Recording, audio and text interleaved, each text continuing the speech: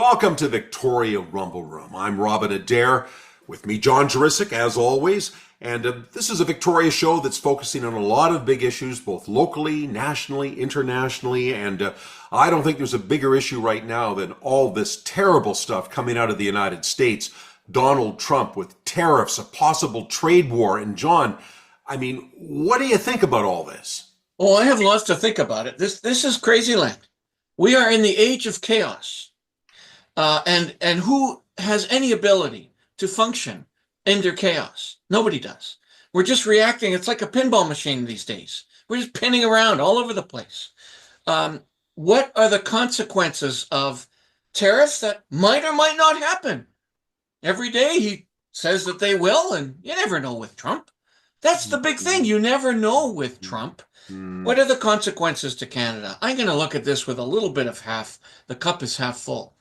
Our trade will now finally, potentially, expand to China and Europe, finally, so that we're not so reliant on the US, okay? Number two, maybe we'll finally build some pipelines so that we can deliver some of our natural energy to other parts of the world.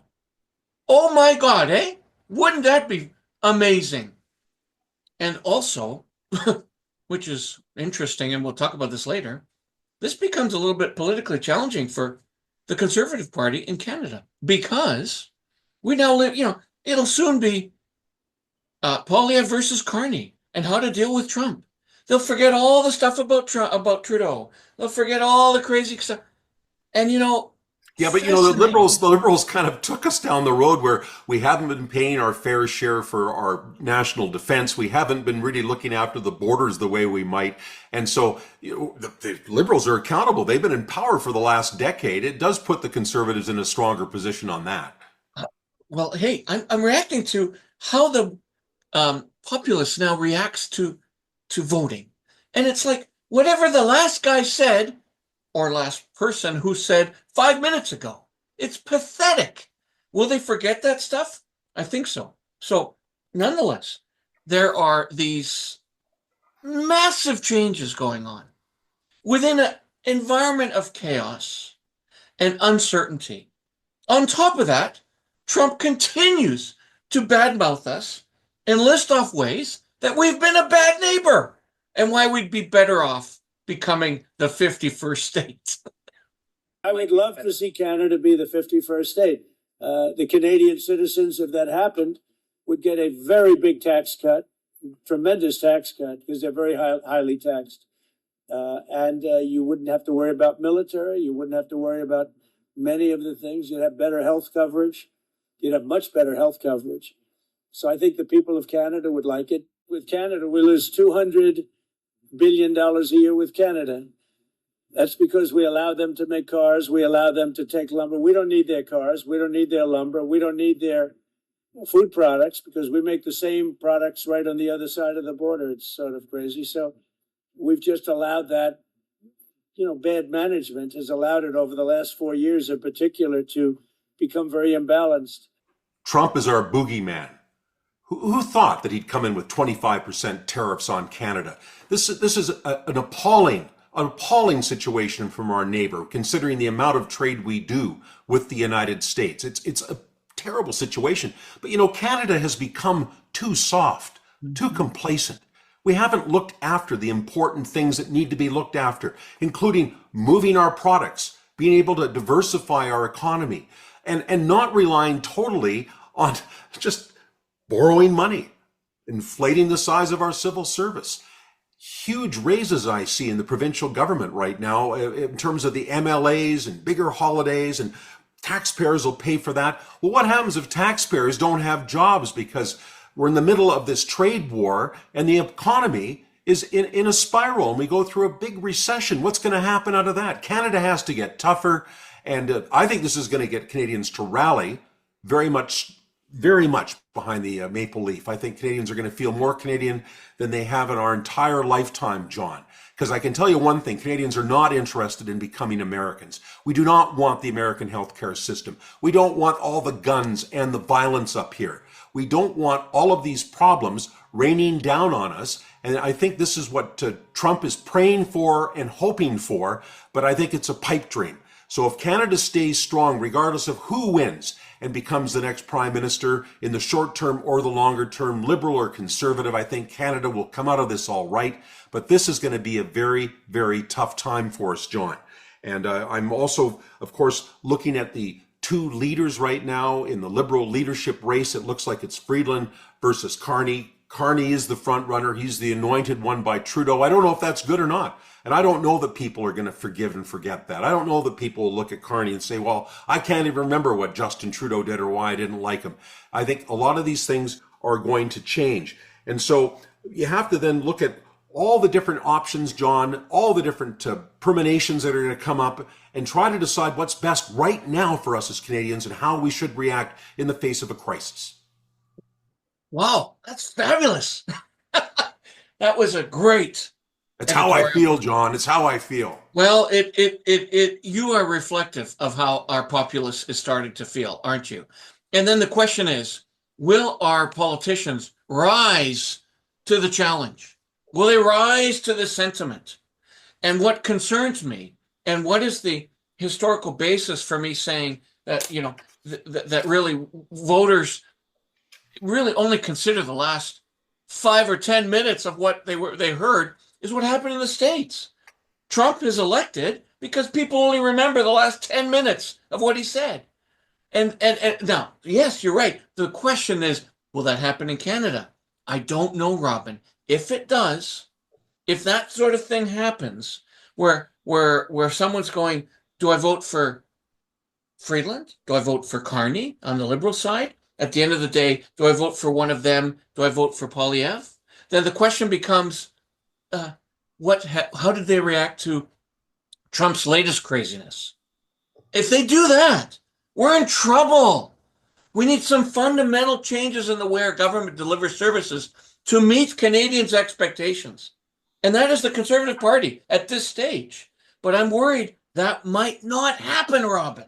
Well, I'm a little more optimistic about how Canadians feel than I'm optimistic about how you feel right now, John, because I look at the opinion polls. The recent polls are all out, and they show although the Liberals have indeed got a bump because of what's going on right now with the leadership race and Carney and Friedland and Trudeau now sidelined, the Conservatives still have a comfortable lead. And if you look at this, the polls show that Pierre Poilievre is ahead in every province except for Quebec. And banker Carney looks like to be the man to beat for the prime minister's job in the short term. Chrystia Freeland still in the race. And, you never know in a race like that how it's all going to come out. But, John, if Mark Carney is the guy, can he actually be the one to turn the tables? Absolutely. I don't want to think that our populace can be dumbed down like the U.S. MAGA group did. I hope we don't get there. But who knows these days? As I started the show, these days of chaos, Carney has a bunch of world experience. Okay, cup is half full, just a sec. Carney has experience in crisis. He is well versed in economic challenges. He is dry as watching paint dry. That's how boring he is, as watching paint dry. So can he turn the tables? If my faith in the Canadian populace is that they will make objective decisions about who to pick next to lead our country. If they do that, it's not Carney. But Robin, we run an internet show and we can see the comments and we can see the reactions and we can see how people are volatile in what they say. I don't know how this is going to turn out. Well, what I would say is, that Pierre Poilievre has never really caught the imagination of the broader Canadian population. People hear him, and he's a snapping dog. He's always been very good at being in opposition, and he's great at a soundbite. And he is getting increasingly, though, larger crowds of younger people because they feel disenfranchised by the power brokers in Ottawa, of which Mark Carney is certainly one. Yes, and he was a financial advisor for Justin Trudeau. And a lot of the policies that Trudeau has been backing over these last 10 years have been influenced directly by Mark Carney. And Friedland was right there as well. And people are not willing to forgive and forget that necessarily. So, John, great debate on this. And we'll talk more about it because this tariff thing is going to be first and foremost on our mind, I think, in the days ahead. But let's shift on to something else that's, of course, right in front of us. And it's been a big crisis and it hasn't been resolved yet, but maybe some steps have been taken in the right direction. That being the crisis in the Middle East and the Gaza, where there's a ceasefire. They've been exchanging prisoners, not a final ceasefire, not a settlement. And Trump is now saying that Egypt and Jordan should take all of the people out of the Gaza. And I don't think that's going over very well. So he could sell their property. Oh my God. I know. It's just crazy. But, we do, of course, have pro-Palestinian protesters that have been marching around in Victoria for months and months. And they've been doing this right across the country as well. It looks like a concerted effort, an organized effort, and some of it financed from the Middle East. And John, I think that this is a big story in Victoria and right around the world. Absolutely. And let's just revisit why this happened, okay? Israel and Hamas have declared a ceasefire while they exchanged prisoners in an attempt to reach some sort of end to this conflict. In reaction to this, local pro-Palestinian groups are stepping back. Here is what's happening in Victoria. And as you can see, the protesters will be holding vigils every Saturday at 1 o'clock at the Ledge. Legitimate. Remembering the thousands killed in Gaza during this conflict. Tragedy. But does this really mean the marches are over? And how have they coordinated all of this activity in every major city in North America? Who's paid for it? What's the background? What's really going on? Who's behind all of this? It's crazy, John. And somebody who's been documenting this now for months and months and he's been working on various protests in Greater Victoria and Vancouver Island for the last 5 years. He was up in Fairy Creek with all the logging protests, transferred his energy down to the pro-Palestinian protests. A fellow by the name of Charles Bodi, who is a photojournalist, follows them with cameras, tries to be a witness to what's been going on. And, I want to preface before we talk to Charles Bodi, who's standing by, that you and I, John, believe that the people of Palestine deserve to have a state, deserve to live in peace. There has to be some sort of an accommodation to build a Palestinian state of some kind that isn't dedicated to destroying Israel, so that Israel can stop trying to, fight and bomb and attack the Palestinians. There has to be some sort of a peace agreement. It's never been done. Israel's been there since 1946. It still hasn't been solved. I just don't think marching across the streets of Victoria screaming from the river to the sea and the genocide of Israel and how Israel's the bad guy and the victims of Gaza, there's no accountability to what the Gazans have been up to, or the Hamas more directly, and the attack on Israel. I mean, it's back and forth. It's terrible on both sides. I'm not a fan of Netanyahu, not a fan of the Hamas troops either. Mm-hmm. So we want to see something happen here in a positive way, but we want more insight into these marchers. So Charles Bodi is standing by. Let's zoom him in. And now joining us in the Victoria Rumble Room for the first time in quite a while. Long time. Is Charles Bodi, photojournalist. Yep. And Charles, good to have you back on the show. You have been covering for 5 years all sorts of protests in Vancouver Island and the forest protesters, and now, of course, the pro-Palestinian protesters that have been marching for many, many months in Victoria. Yeah. Those marches apparently have now come to a stop. There's going to be vigils instead.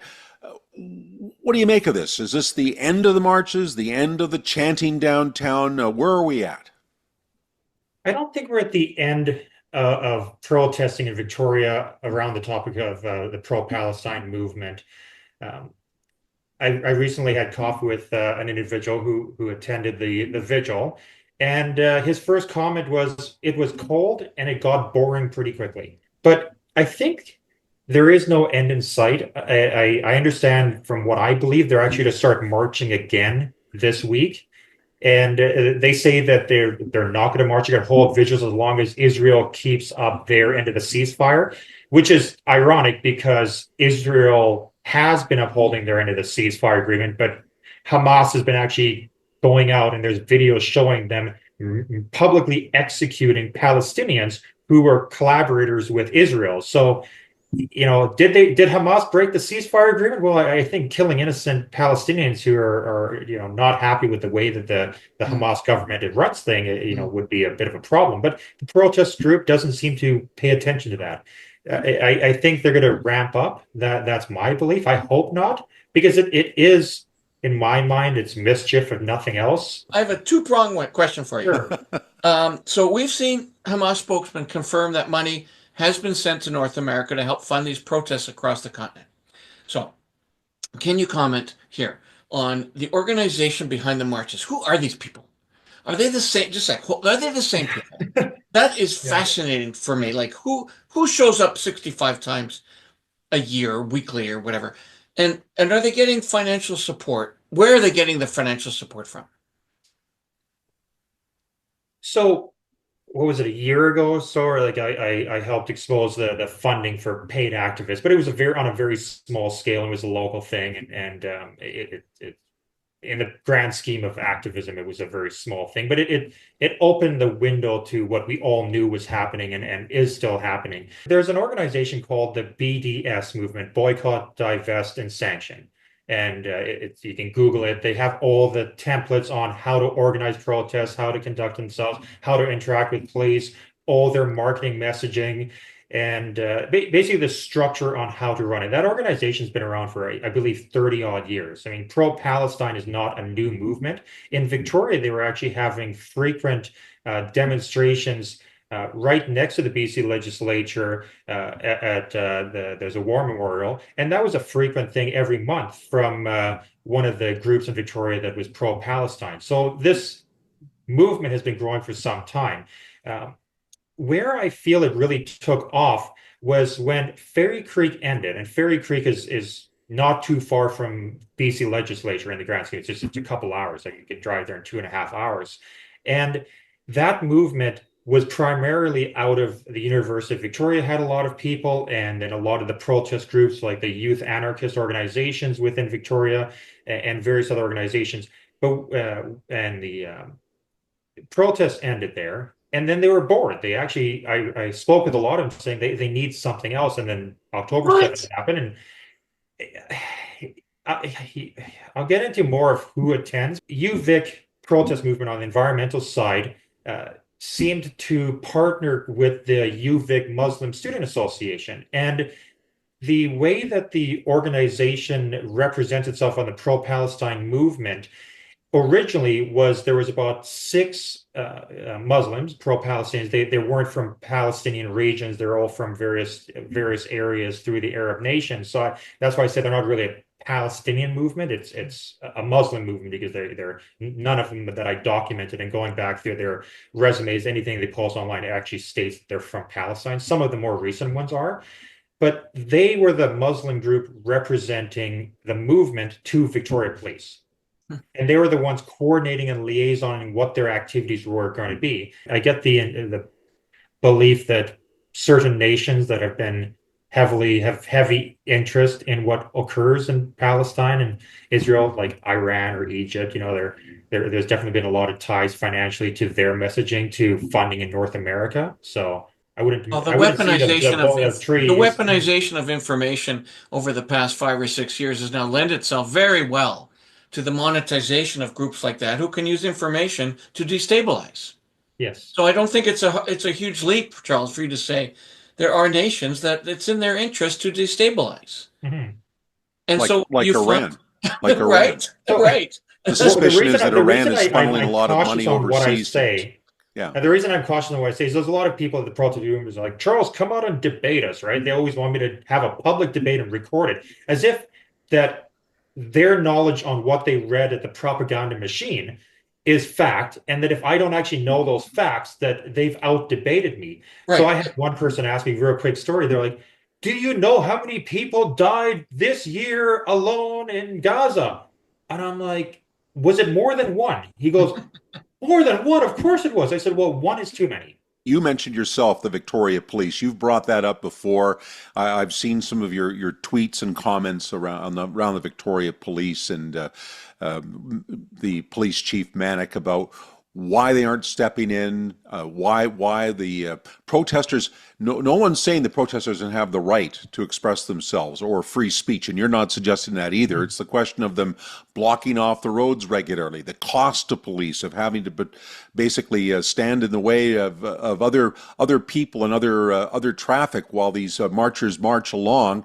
And it's been going on for what? How many consecutive weeks has it been? Well, it's been 16 months. So yeah, it's what is it, 63 weeks or 60, something they said, 63 something like weeks, that? I Yeah. think. And Yeah. so this has cost a lot of money. It's cost a lot of police time, and yet the city isn't acting on it. The police aren't acting on it. When the truckers came to Victoria, boy, you sure saw the city jump on that in a hurry. We Yeah. And I sure heard a lot of documented talk that. at every level, federal, provincial, and municipal, that this has got to stop because everybody was so mad at the truckers, and they were only here for what, a couple of days, and then they were in Ottawa for 3 weeks, not That's right. 65 weeks. And yet, for some reason, this whole movement and this whole situation gets a different treatment. What do you make of that?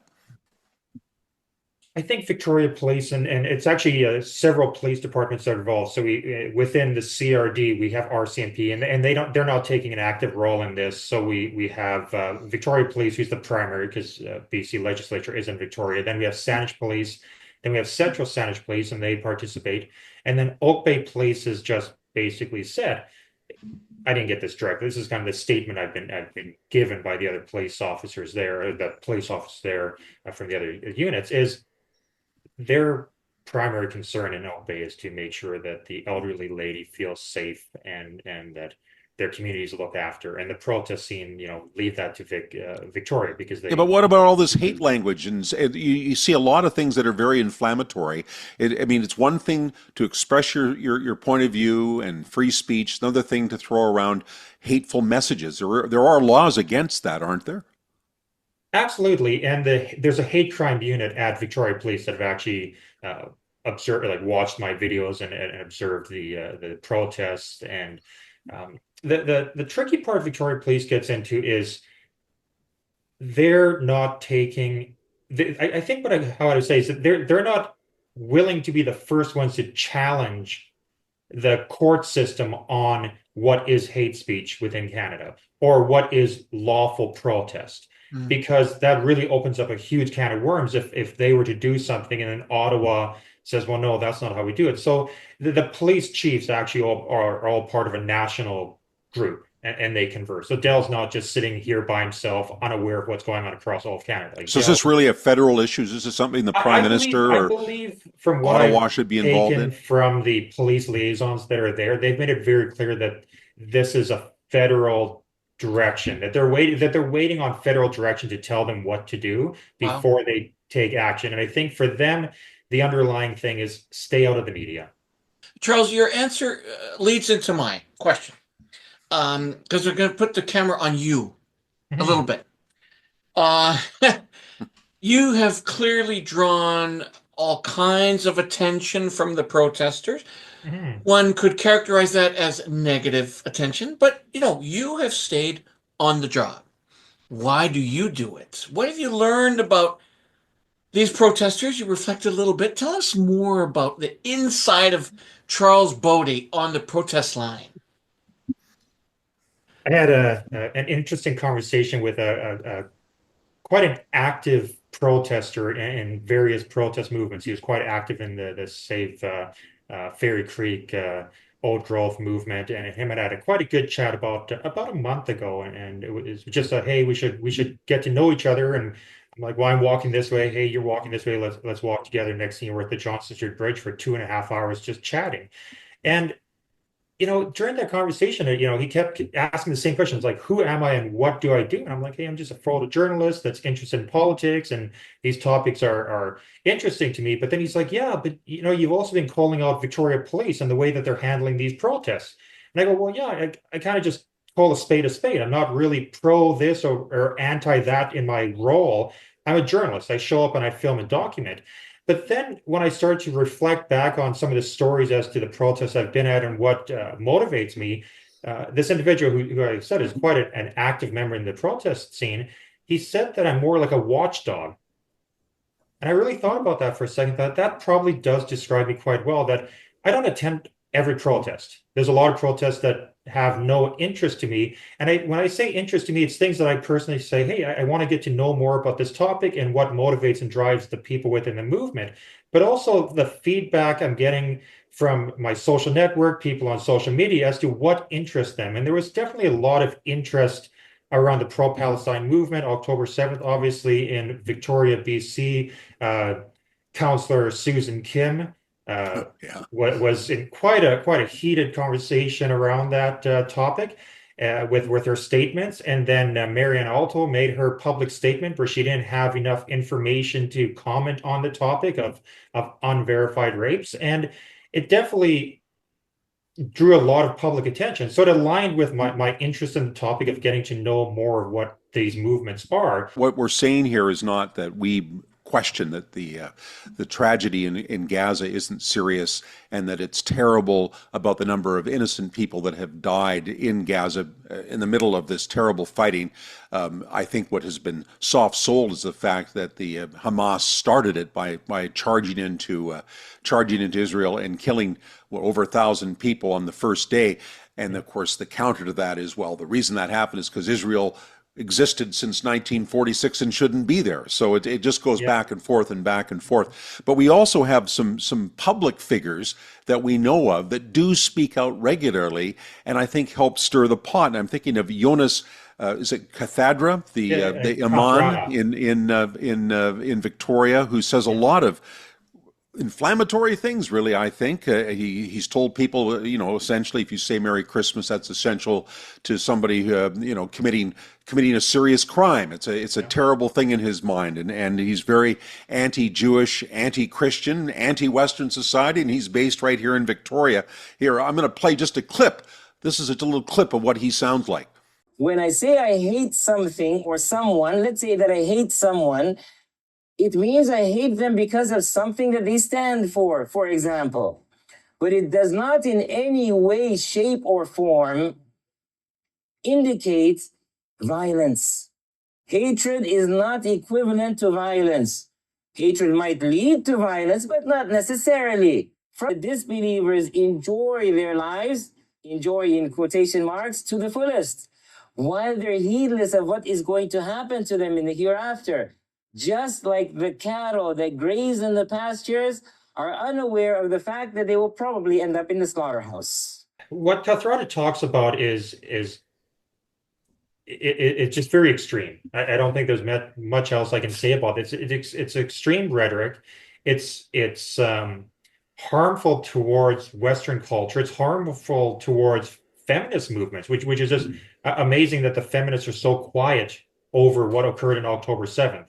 I think the compatibility of certain religions seems to be less compatible with North American religions in certain regards. And I think what Kathrada says is quite far away from what we have as a culture and the way that we respect people, how we respect everyone across all walks of life, and how we view others in the world. I believe that Canada is quite a national gem, in that we accept people from all cultures, all religions, all ethnicities, and we're very multicultural.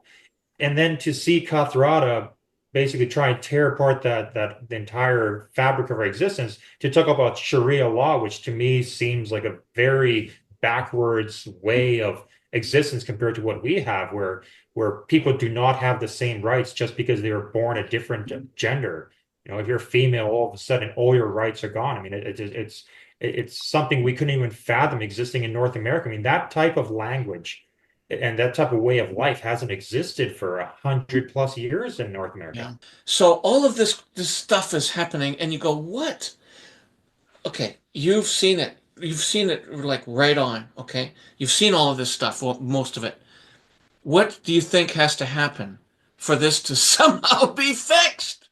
And what is peace at all possible ever in our lifetime or whatever, So it's so much on that thought. So I go back to October 7th, and I've been making a conscious effort to try and reach out to the protesters and engage in conversations. And in private, they'll say, yeah, we're against October 7th. I said, but I've been there for 16 months, like filming the protests. I've yet to hear the stage say we, the protest movement, denounce Hamas. Right? I said it's a simple sentence, but they've never said it. Well, that's how we feel. I'm like, yeah, but you've never said it. So I mean, you may feel it, but it helps to say it, right? Like it's if you're in a relationship, it's great to love somebody, but you got to every once in a while say I love you, right? Like you got to say the words, right? So they have a real tough time saying that, because what I understand, having spoken to those who are of Palestinian descent, is Hamas keeps them safe from Israel. Right? They protect them from the attacks. But then when you look at what happened on the day the ceasefire, when they returned the hostages, all of a sudden the nurses, the doctors, they're all gone. The innocent civilians are all gone. All of a sudden you see all the press uniforms are gone, and you see these brand new shiny Hamas uniforms show up. And then they dress these innocent women who were abducted in civilian clothing, and now for some odd reason they're magically all wearing their IDF uniforms as if they were prisoners of war, but they were never prisoners of war. They were at a music concert or just living their lives. But the challenge I find is with quite a few of the protesters and the protest messaging is it's disingenuous, because they're sharing what they want the public to see, but it's a pro-Hamas lens. So it's not authentic. So I've been trying to have conversations with the protesters, and there's a spectrum. There's the black anarchists. Those are the anarchists who are like, let's just destroy everything for the sake of destroying anything. They really could care less. They just want total chaos, and they're there.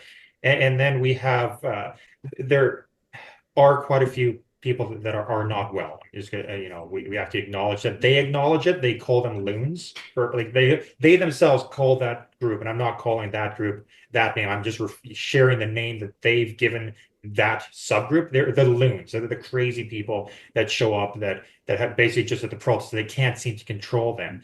And then there's the independent Jewish organization there that have Jewish people that have denounced Zionism. And then there's the pro-Palestinians and the Muslim groups. So there's quite a few groups, and it has evolved. So the Fairy Creek people, they've kind of moved on because this isn't their jam. The Love Wins crowd used to have a lot of signs at the very beginning where they said, queers for Palestine and all these things. And there's signs and signs. I talked to police and I said, I don't see those signs, nor do I see those protesters, because I know them from 5 years. And they're like, yeah, they started having conversations with the pro-Palestinians and realized maybe this isn't their movement, right? So now we've basically funneled 16 months into the future, where we now have, a very clear group that believe in the cause or just need a calling, or those who just want to tear it down. I'm all for people expressing their views, but I think, are they achieving anything is the question. Are these weekly marches getting any goal? There's Ellie saying hi. Hi, Ellie. Background. Are they achieving anything with their protest movement? And some of them would say, yeah, because we get our message out there. But at the same time, having spoken to quite a few members, I go, yeah, but you yell and you scream in your bullhorn as loud as you can in your megaphones. You stand in front of roadways and blockades. You scream to boycott and divest certain businesses, and then before you even march, you specifically say, like, to all the members of the protest group, do not engage with someone outside of our protest group. Do not talk to them. Do not engage with them. Like, do not engage with the Zionists. They've just labeled anyone there. They say, you're either for justice or genocide. Like they say, Victoria, pick a side, justice or genocide. I'm going, well, that's really neither choice is the right choice, because I'm not really choosing their side, because their side is many people call it hate march. Within the group, they actually acknowledge that they're angry protesters. Thanks, Charles Bodi. And for the record, if a spokesperson for the pro-Palestinian protesters wants to appear on the Rumble Room, our door is wide open. In a moment, John's going to talk about our website. There's a link there where you can send us a message and you can tell us who you are, who you represent. If you want to come on the show and spell it out from your point of view about why what you're doing is justified about all these marches, blocking traffic, all the things going downtown, whether it's actually working out, whether it's really being a positive influence on the situation in the Middle East. We'd love to hear from you. So we want to put that out. And John, that's my pass over to you. You can talk about our new website, how people can reach us, and how people can follow the Rumble Room on various platforms. Thank you. Catching the ball. Attaboy. Okay. Reaching us. info@victoriarumbleroom.com. Our website is www.victoriarumbleroom.com. Thank you, West Shore Web Hosting and Kelly Darwin for sponsoring us with the website. It has our contact information. Easy to reach us. There can never be an excuse that we were hard to get. In the meantime, not only is the website a way to get a hold of us, you can get a hold of us on the following platforms. We're all over the place. We're on Facebook. We're on Twitter. And we're on YouTube. Almost 500 of our interviews are there. We're also on TikTok. We're on Instagram. And we have an audio version of this show. So let's make this really clear. I am proud Canadian. Proud Canadian. I'll fight for Canada. Don't know what I would do. Can't move very well, but I certainly would do that. I would stand up for Canada's future. We are an independent neighbor. We are not the 51st state. And I have no use for the chaos that president is creating in the United States. And, John, well said. Of course, they always say Canadians are so nice. I would preface that Canadians are nice, but we're not stupid. And yes, we will put up a fight if we have to. But when it comes to Donald Trump, no matter what happens, we are going to rumble on.